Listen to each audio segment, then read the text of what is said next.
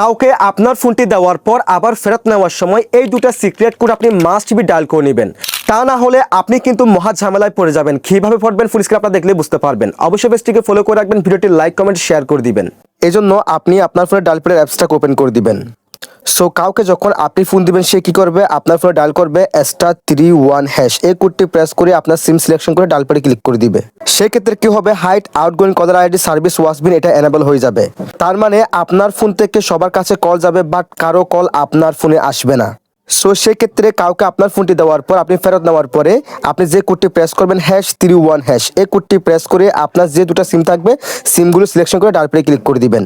এবং দেখেন hide outgoing caller ID service has been disable, এখন কিন্তু সেটা বন্ধ হয়ে গেছে। এরপর থেকে আপনার ফোন থেকে কল যাবেও আবার আসবেও। এবং 2 নাম্বার যেটা আপনি চেক করবেন, আপনি প্রেস করবেন *62# এই কোডটি প্রেস করে আপনার যে দুটো সিম থাকবে দুটো সিমে চেক করবেন, সিমটা সিলেকশন করে ডায়াল প্যাডে ক্লিক করে দিবেন।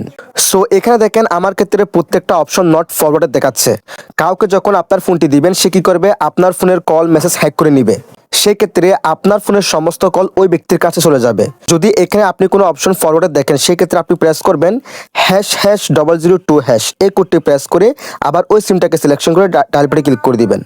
এবং দেখেন কল ফরওয়ার্ডিং ইজ সাকসেসফুল, এখন কিন্তু সেটা বন্ধ হয়ে গেছে।